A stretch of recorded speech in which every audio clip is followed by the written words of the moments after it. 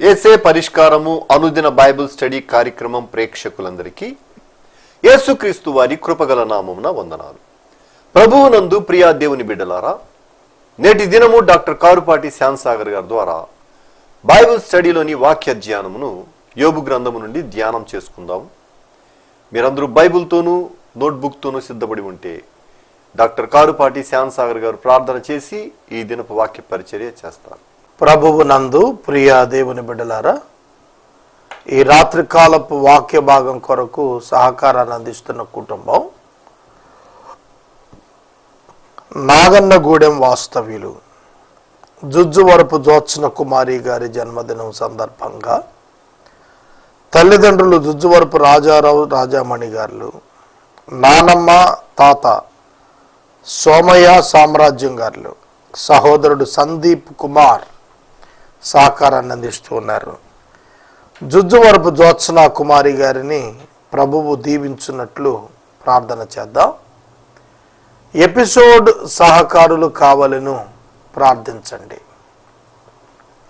ప్రార్థన చేసుకుందాం. తలలు వంచండి, ప్రార్థనలో ఏకీభవించండి. మమ్మల్ని మిక్కిలిగా ప్రేమిస్తున్న మా ప్రియ తండ్రి, వందనాలు, స్తోత్రాలు. నేటి వాక్య ధ్యానానికి సహకారము అందించిన రాజారావు గారిని, రాజామణి గారిని దీవించండి. జోత్స్న కుమారి గారికి మీరు ఇచ్చిన నూతన జన్మదినం అనే కిరీటం కొరకు వందనాలు. మీ దేన బిడ్డను ఆశీర్వదించండి. ప్రభు సందీప్ కుమార్ను దీవించండి. ప్రభు ఈ రాత్రి మీ పాదాల చెంత ప్రార్థిస్తున్నాం. మీ వాక్యము మాకు అనుగ్రహించండి. మీ వాక్యము మమ్ములను హెచ్చరిక చేస్తోంది. మీ చెంత మా జీవితాలు సరిచేసుకోవటానికి కృపనివ్వండి.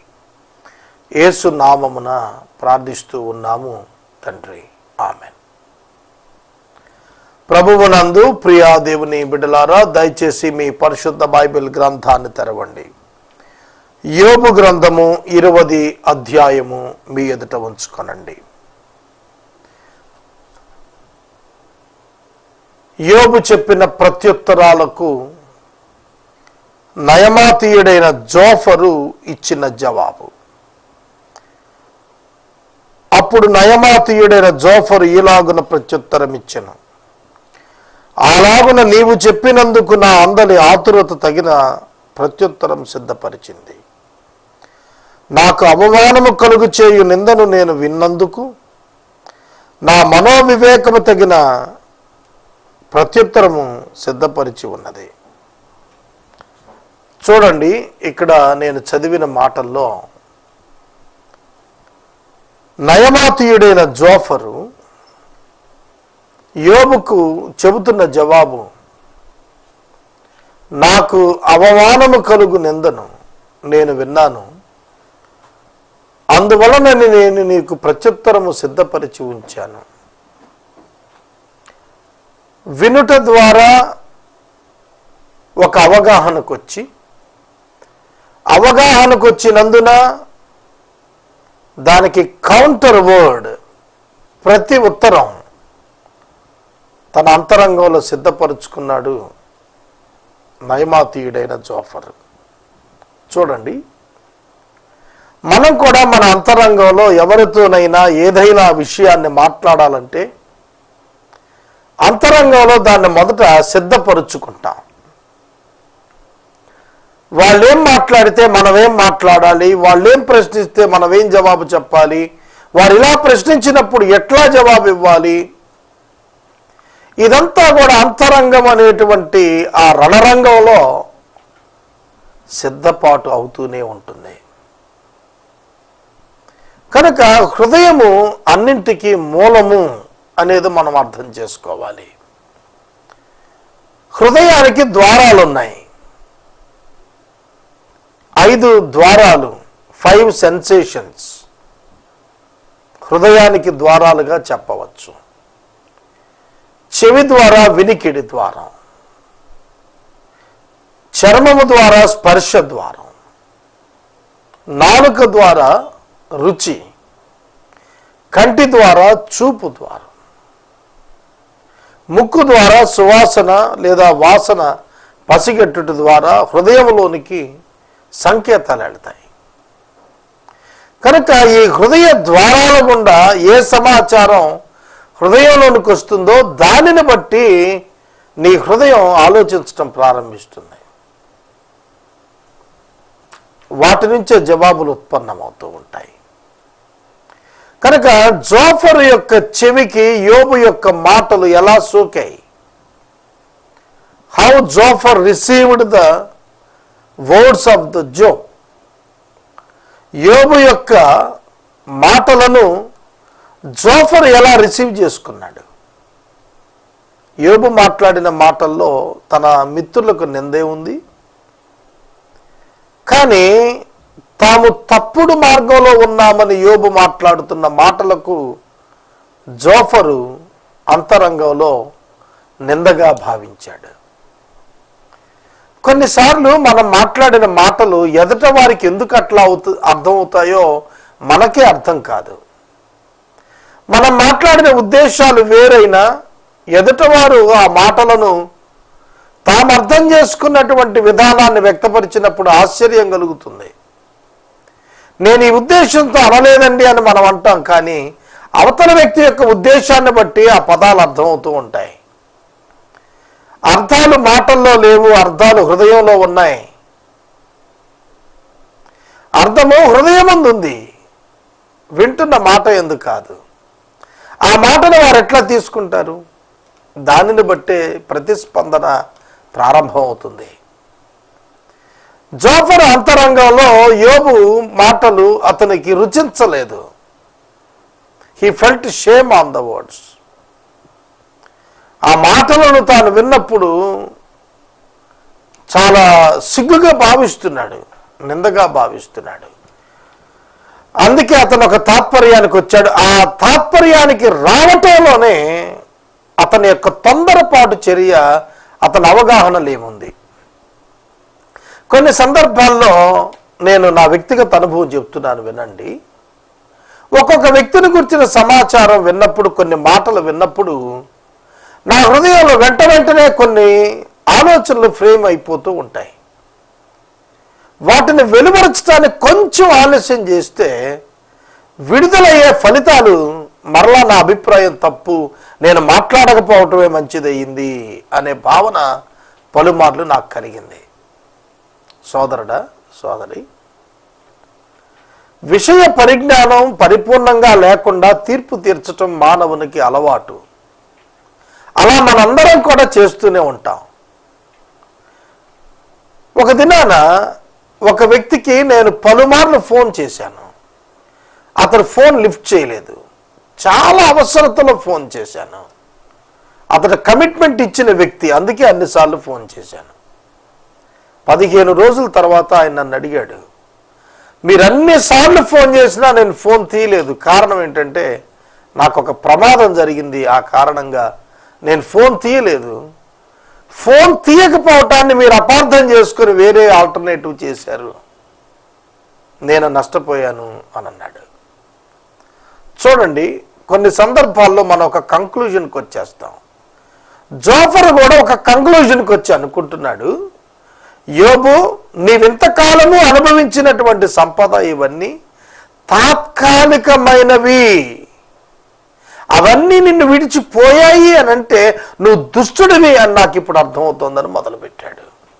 చదువుతాను, చూడండి. దుష్టులకు విజయము కొద్ది కాలముండును, భక్తిహీనులకు సంతోషము ఒక నిమిషము మాత్రము ఉండును. ఆది నుండి నరులు భూమి మీద ఉంచబడిన కాలము మొదలుకొని ఇలాగూ జరుగుతున్నదని నీకు తెలియదా? అంటే ఇతని యొక్క ఉద్దేశం ఏంటంటే, నువ్వేదో బాగున్నానని అనుకున్నావు ఇంతకాలం, ఇప్పుడు ఎట్లయిపోయావు చూసావా? నువ్వు అలా బాగున్నానని అనుకున్నా నువ్వు దుష్టుడవు కాబట్టి నీకు తక్కువ కాలమే సమృద్ధి ఉంది, ఆశీర్వాదం ఉంది. ఇప్పుడు నీ పరిస్థితి ఏమిటి?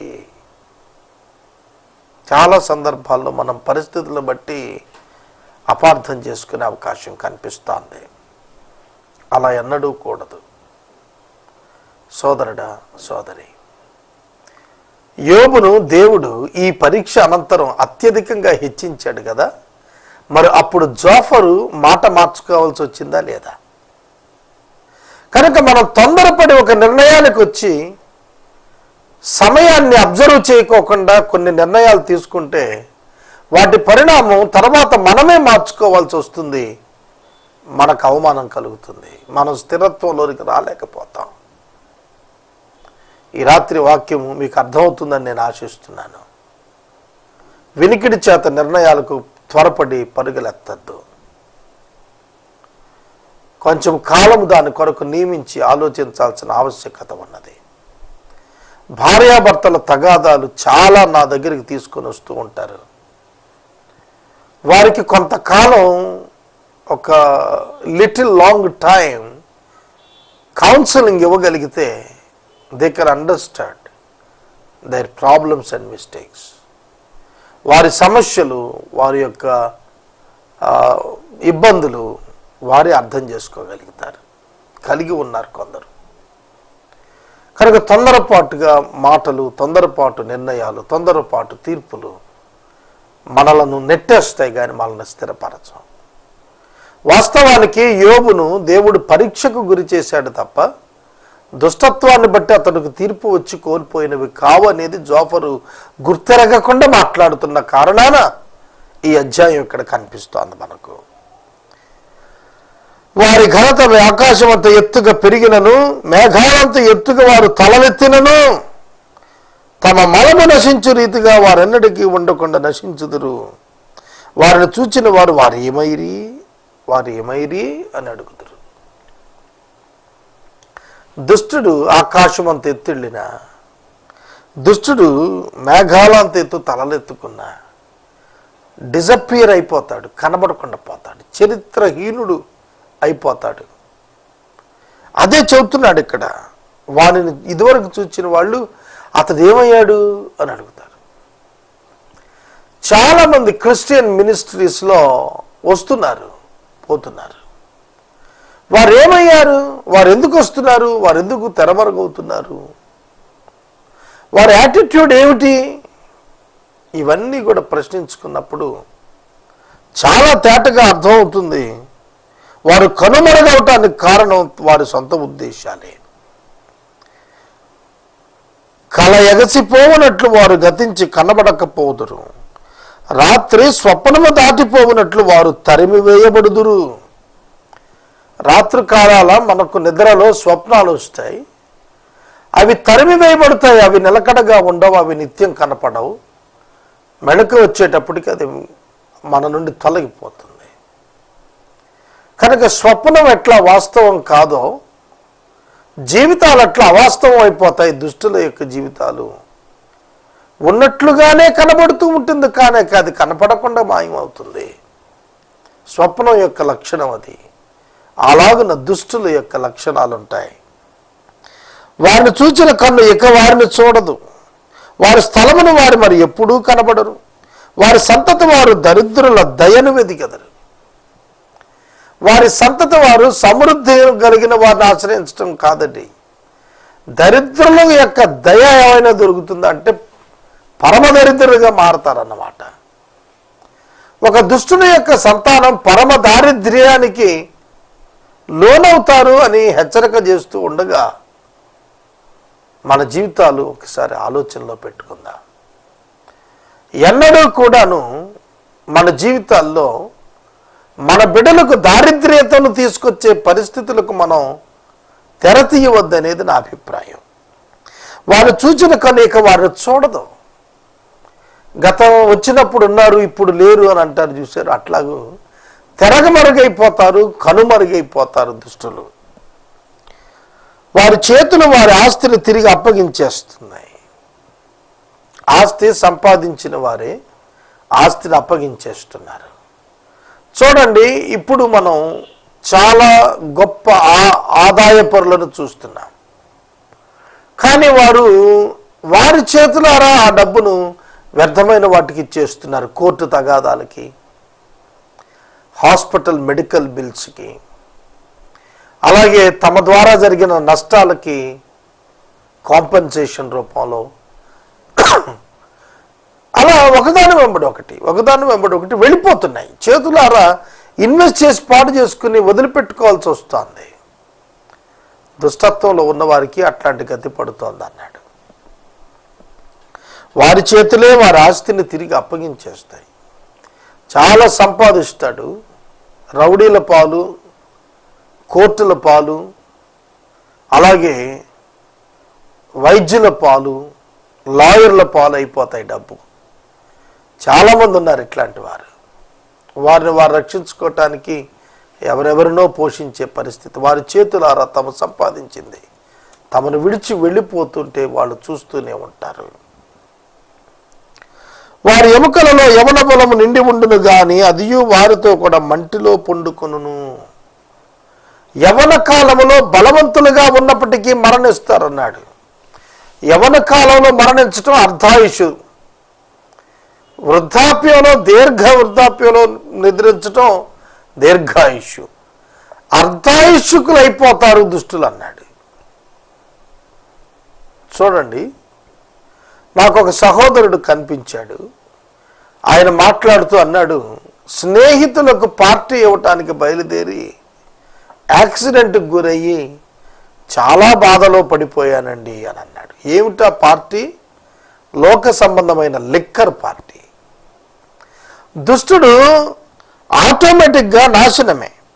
యవన బలం తీసుకెళ్ళి మంటలో పండబెడతాడు, అంటే చచ్చిపోతాడని. యవన కాలంలో ఉన్న అనేక మంది మరణిస్తున్నారు ఈ దినాల్లో. ఎయిడ్స్ వ్యాధితో చనిపోతున్నారు. వారి బలము నిండిన బలము, ఎముకలు నిండిన బలం ఎయిడ్స్ వ్యాధి చేత బలహీనమైపోతున్నారు. చాలామంది యువత ఈ ప్రమాదంలో పడుతున్నారు. వ్యభిచార కారణంగా ఎయిడ్స్కు బలైపోతున్న యవనస్తుల సంఖ్య దినదినానికి పెరిగిపోతుంది.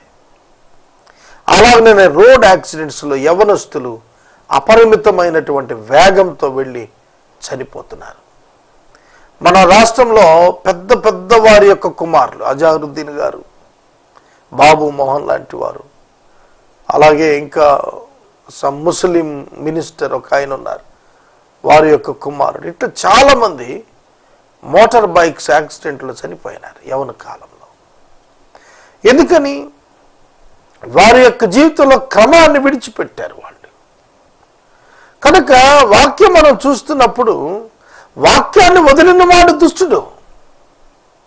కనుక వాక్యాన్ని వదిలిపెట్టినప్పుడు దాని ప్రభావం మన మీద పడే ప్రమాదం జాగ్రత్తగా చూసుకోవాలి. కనుక సోదరుడా, సోదరి, వాక్యానికి లోబడటం యవ్వనస్తులకు శ్రేయస్కరం. చెడుతనము వారికి నోటికి తీయగా ఉండెను, వారి నాలుక క్రింద దాన్ని దాచిపెట్టారు. చెడుతనం తీయగా ఉండటం ఏమిటి అంటే ఎక్స్పీరియన్స్ అన్నమాట. చెడును వారు తీయటి అనుభవాలుగా భావిస్తారు. ఇతరులకు నష్టం చేసి దే ఫీల్ ఎంజాయ్మెంట్. ఇది ఎంత ప్రమాదకరమైన మాట. ఇతరులు ఏడుస్తుంటే, నష్టపోతుంటే నవ్వి ఎంజాయ్ చేస్తామా? అది దైవిక లక్షణం కాదు, అది అపవాది లక్షణమే. దాన్ని పోనీక భద్రం చేసుకుని దాచిపెట్టుకున్నారట, దాన్ని నోట ఉంచుకున్నారు. అయినను వారి కడుపులో వారి ఆహారం పులిసిపోవును, అది వారి లోపట నాగుపాముల విషమగును. వారు ధనమును మృంగివేసిరు కానీ ఇప్పుడు దాన్ని మరలా కక్కివేస్తారు. లంచగొండులు, అక్రమార్జన పరులు, వారు మింగినది కక్కేస్తారు. నా మాట అర్థమవుతోందా? మీరెక్కడైనా అక్రమంగా బుక్కేస్తే కక్కిస్తాడు దేవుడు. నినివే పట్టణానికి వెళ్ళమని ప్రభువు చెబితే తర్షీషుకు మారిపోతున్న యోనాను మింగిన మత్స్యం కక్కలేదా? అట్లా కక్కిస్తాడు. జాగ్రత్త. ప్రియమైన దేవుని బిడ్డలారా, దేవుని ఉగ్రత మన మీదకు వస్తే మనం నిలబడలేమండి. మృంగిన వారు కక్కుతారని చెబుతున్నాడు. అంటే అవి నాగుపాముల విషయం వంటితవుతాయి. ధనాన్ని మృంగి వేశారు కానీ ఇప్పుడు దాన్ని మరలా కక్కేస్తారు. చాలామంది దాడుల్లో పట్టుబడుతున్నారు కదా, ఏసీబీ దాడులు, ఇన్కమ్ ట్యాక్స్ దాడులు, ఎంతమంది పట్టుబడుతున్నారు. అంత దోచుకెళ్ళిపోతారు, అంత పోతుంది. ఐగుప్తీయులు ఇశ్రాయేలీయులను దోచేసుకొని బుక్కేశారు, వెళ్ళిపోయేటప్పుడు అంతా కక్కేశారు, అంతా వాళ్ళకే ఇచ్చేశారు. కనుక సంపాదించి నేను ఉంచేసుకోగలుగుతానని అనుకోకండి. అది నేను విడిచిపెట్టి వెళ్ళిపోతుంది. నీ అంతట నువ్వే కక్కుకుంటావు. ఆహారం పరిమితంగా తీసుకుంటే ఆరోగ్యం, పరిమితి దాటి అపరిమితమైనప్పుడు, అక్రమమైనప్పుడు అనారోగ్యం. అజీర్తి చేసి కక్కుకుంటావు. కావలసిన ధనం సంపాదించండి, అనవసరమైన దాని కొరకు పరుగులు ఎత్తబాకండి. ఇది గొప్ప పాఠం. నేనేసే పరిష్కారానికి ప్రతి నెల ఏ మాసానికి ఆ మాసానికి సంబంధించిన డబ్బే వచ్చేటట్లుగా దేవుడు కృప చూపించడం చూస్తూ ఉన్నాను. అంతకు మించింది వస్తే అజీర్తే. డబ్బు చాలా ప్రమాదకరమైంది అంటారే, డబ్బు కాదు ప్రమాదకరమైంది, మానవ హృదయం ప్రమాదకరమైంది. డబ్బు పట్ల ప్రీతి కాంక్ష చాలా అత్యధికంగా కలిగి ఉండేటువంటిది మానవ హృదయం. మన హృదయమే మనల్ని పాడు చేస్తుందని మనం గుర్తెరుగుదాం. కట్లపాముల విషయాన్ని పీలుస్తారు, దేవుడు వారి కడుపులో ఉన్నదాన్ని కక్కిస్తాడు. నాగుపాము నాలుగు వారిని చంపేస్తుంది. ఏరులై పార్చున్న తేనె వెన్నపొందు వారు సంతోషింపరు. దుష్టులు ఏరులై పారుచున్న తేనెను వెన్నపొసను చూచి వారు సంతోషింపరు. ఇదేమిటి? నీతితో కూడిన దైవిక సమృద్ధిని they won't enjoy, they are not happy with that. ప్రజలందరికీ సమృద్ధి కలిగితే వారు సంతోషించరు, కానీ వారికి మాత్రం సమృద్ధి కలగాలని వారు నిశ్చయంగా కోరుకుంటూ ఉంటారు. దేని కొరకు వారు ప్రయాసపడి సంపాదించి ఉండిరో దానిని వారు అనుభవింపక మరలా అప్పగించేస్తారు. సంపాదించారట కష్టపడి, వారి కోసం వారు అప్పగించేస్తారట. ఇది ఎంత దౌర్భాగ్యం, ఇది ఎంత దుర్గతి. అవును, తమ కొరకు సంపాదించి ప్రయాసపడి తెచ్చుకున్న దాన్ని ఇష్టపూర్వకంగా వేరొకరికి ఇచ్చివేసే స్థితి వస్తుంది. ఎందుకంటే వారి యొక్క అక్రమం. వారు సంపాదించిన ఆస్తి కొలది వారికి సంతోషం ఉండదు. దుష్టుల గురించి మాట్లాడుతున్న మాట, ఆస్తిని సంపాదిస్తారు కానీ సంతోషం ఉండదు. బేదలను ముంచి విడిచిపెడతారు. వారు బలాత్కారం చేత ఒక ఇంటిని ఆక్రమించుకుంటారు, దాన్ని కట్టి పూర్తి చేయరు. అంటే ఇక్కడ కొందరు అప్పు ఇచ్చి దాని కొరకు ఇండ్లు కబ్జా చేస్తారు.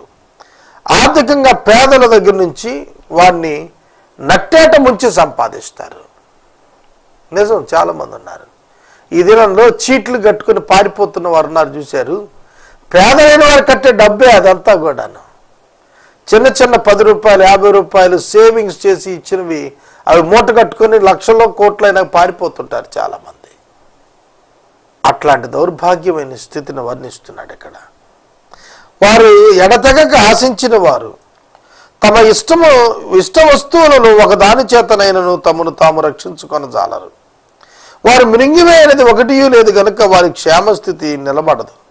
వారికి సంపాద్యం సంపూర్ణంగా కలిగిన సమయాన వారు ఇబ్బందులు పడతారు. ఈ అనుభవం నాకుంది. సమృద్ధి కొరకు ప్రయత్నించినప్పుడు ఇబ్బందులు పాలైపోతాను నేను. నాకు ఏమీ రూపాయి జేబులో లేనప్పుడు సమృద్ధిని చూస్తాను. నిండు జేబుతో ఉన్నప్పుడు కరువును చూశాను నేను.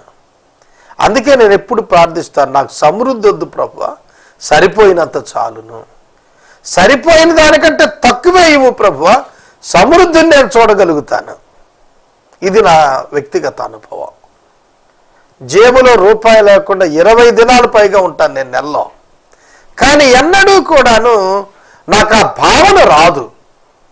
ఎందుకంటే వీఆర్ ద ప్రిన్స్, మనం రాజకుమారులు అండి, దేవుని బిడ్డలం.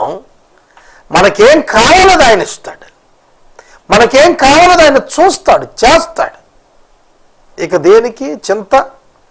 ఆకాశ పక్షులను చూడండి, అవి విత్తవు, కోయవు, పంట కూర్చుకోవండి కొట్లల్లో, కానీ వాటిని తండ్రి పోషిస్తున్నాడు కాడా. ఆ అనుభవం దుష్టులకి లేదు. దేవుని యందు విశ్వాసం ద్వారా నీతిమంతులైన వారే ఆ అనుభవంలోనికి వెళతారు. వారు దురవస్థలో నుండి వారందరికీ చెయ్యి వారి మీదకి వస్తుంది. వారు కడుపు నింపుకొనై ఉండగా దేవుడు తన ఉగ్రత కోపాగ్ని కుమ్మరిస్తాడు. వారు తింటుంటే వారు దాన్ని కురిపిస్తాడు. ఇనప ఆయుధం తప్పించుకున్నట్టుగా వారు పారిపోయేది. ఇత్తడి విల్లు వారి దేహం గుండా బాణమును పొడుచును, అది దేహం చీల్చి వారి శరీరం వచ్చును. అది బయటికి తీగా వారి శరీరం పైచెపు తిత్తి వచ్చును, మరణ భయం వారి మీదకి వస్తుంది. వారి ధననిధులు అంధకార పూర్ణాలు అవుతాయి, ఓదనక్కర్లేని అగ్ని వారిని మింగేస్తుంది. వారి గుడారాల్లో మిగిలిన దాన్ని అది కాల్చేయును. ఆకాశం వారి దోషాన్ని బయలుపరచును, భూమి వారి మీదకి లేచును. వారి ఇంటికి వచ్చిన ఆర్జన కనపడకపోవును, దేవుని కోపదినమున వారి ఆస్తి నాశనమగును. ఇది దేవుని వలన దుష్టులైన నరులకు ప్రాప్తించు భాగము, దేవుని వలన వారికి నియమించబడిన స్వాస్థ్యం ఇదే. దుష్టుల పట్ల జోఫరు చేసిన వ్యాఖ్యానం అంతా కరెక్ట్, కానీ ఇది యోబుకు వర్తించదు. బిలీవర్స్కు ఇది వర్తించదు, అన్బిలీవర్స్కే వర్తిస్తుంది. Believers are entirely different and separate from the evil people and the sinners. ఈ కాన్సెప్ట్ మనం అర్థం చేసుకుంటే బైబిల్ బాగా అర్థమవుతుంది. ఈ రాత్రి వాక్య ధ్యానం నేను ఇక్కడ నిలుపుదల చేస్తున్నాను. వారి ఆర్జన కనపడకపోవునంటున్నాడు. దుష్టుల ఆర్జన కంటికి కనపడదు, మాయమైపోతుంది. నీతిమంతుడికి కలిగిన కొంచెం కనపడుతుంది. ఈ రాత్రి వాక్య ధ్యానానికి సహకారం ఇచ్చిన కుటుంబం నాగన్నగూడెం వాస్తవ్యులు జుజ్జువరపు జోత్సన కుమారి గారి జన్మదినం సందర్భంగా తల్లిదండ్రులు జుజ్జువరపు రాజారావు రాజామణి గారు, నాయనమ్మ తాతయ్యలు సోమయ్య సామ్రాజ్యం గారు, సోదరుడు సందీప్ కుమార్ సహకారం ఇస్తున్నారు. ఈ బిడ్డలను ప్రభువు దీవించును గాక. మనము ఇంతవరకు డాక్టర్ కారుపాటి శ్యామ్సాగర్ గారి ద్వారా బైబిల్ స్టడీలోని వాక్య ధ్యానమును యోబు గ్రంథము నుండి ధ్యానించుకున్నాం. ఈ కార్యక్రమం ద్వారా మీరు పొందుకునుచున్న ఆత్మీయ మేలులు ఒక ఉత్తరం ద్వారా మాకు తెలియచేయండి. మీ ప్రార్థనా మనవులు మాకు తెలియచేస్తే మీ కొరకు ప్రార్థిస్తాం. మీ కుటుంబ పక్షముగా ఒక ఎపిసోడ్ ప్రసారం చేయాలనుకున్నారు మాకు తెలియచేస్తే మా సిబ్బంది మీ గృహాలను దర్శిస్తారు. ఈ కార్యక్రమాన్ని మీరు యూట్యూబ్ ద్వారా కూడా చూడవచ్చు. ఏసే పరిష్కారము అని యూట్యూబ్లో మీరు కనుక కొడితే మీకు ఈ కార్యక్రమాన్ని మరలా చూసే అవకాశం దొరుకుతుంది. ముగింపు ప్రార్థన ఆశీర్వాదాలతో ఈ కార్యక్రమాన్ని ముగించుకుందాం. ప్రార్థన చేసుకుందాం. ఏసే పరిష్కారంలో నాతో కలిసి పనిచేయుటకు ఒక విశ్వాసి అయిన సహోదరుడు కావలెను. మారు మనసు పొంది బాప్తిస్మము పొంది సువార్త సేవకు ఆసక్తి కలిగిన ఒక పురుషుడు, ఒక సహోదరుడు పరిచర్యకు అత్యవసరం ఉన్నది. ప్రార్థించండి. నూతన ఎపిసోడ్ సహకారులు కావాలని విజ్ఞాపన చేద్దాం. మమ్మల్ని మిక్కిలిగా ప్రేమిస్తున్న తండ్రి వందనాలు. ఈ రాత్రి కాలం ప్రత్యేకంగా ప్రభు ఎపిసోడ్ సహకారం ఇచ్చిన రాజారావు గారు రాజామణి గారులను దీవించమని ప్రార్థిస్తున్నాం. వారి బిడ్డకు మీరు ఇచ్చిన జన్మదినం కొరకు కృతజ్ఞతలు. అలాగే ఈ రాత్రి ఎపిసోడ్ సహకారులను పంపమని ప్రార్థిస్తున్నాము. ప్రత్యేకంగా ఒక సహోదరుడు మాకు సహకారిగా కావాలను దయచేయము. యేసు నామములో వేడుచున్నాము తండ్రి, ఆమేన్. మన తండ్రి అయిన దేవుని ప్రేమ, కుమారుడైన యేసయ్య కృప, పరిశుద్ధాత్మ దేవుని యొక్క అన్యోన్య సహవాసము సదాకాలం మనందరికీ తోడై ఉండును గాక. ఆమేన్.